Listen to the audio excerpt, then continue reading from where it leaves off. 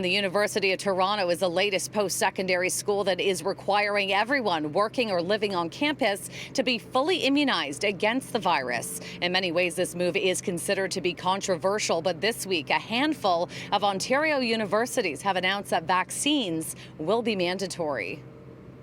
The thrust on this issue and they're not identical, but they're very similar, mandatory vaccines and vaccine certificates or passports in the last 10 days or so is so powerful. Professor Carrie Bowman is an expert in global health and ethics and teaches right here at U of T's downtown campus. He says this has clearly become a polarizing issue. So the reaction, many people are profoundly relieved. I know of students and faculty that were very nervous about any kind of return in the fall. So many people are relieved. And look, I'll be honest, some people are incensed, including faculty, that they feel their rights are being violated. Those who are not vaccinated will have to take a rapid test twice a week and get a negative result before entering any campus facility.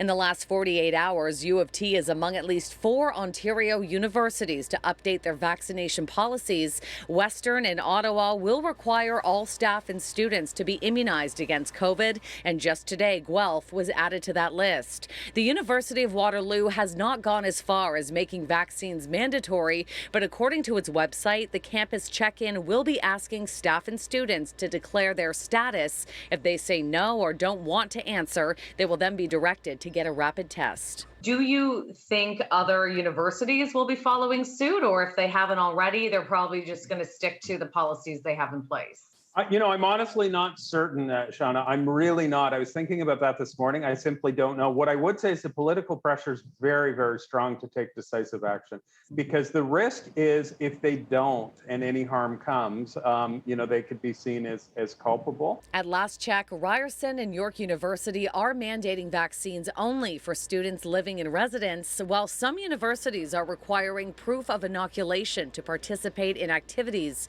and sports.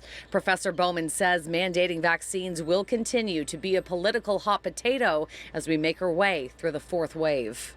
We could be in a position where someone working, in Ottawa as a federal employee is vaccinated, but let's say a kindergarten teacher isn't and doesn't have to be. So what happens is if there's not scientific coherence, it tends to feed the naysayers by a lot. They just say this is there's no consistency on this to begin with.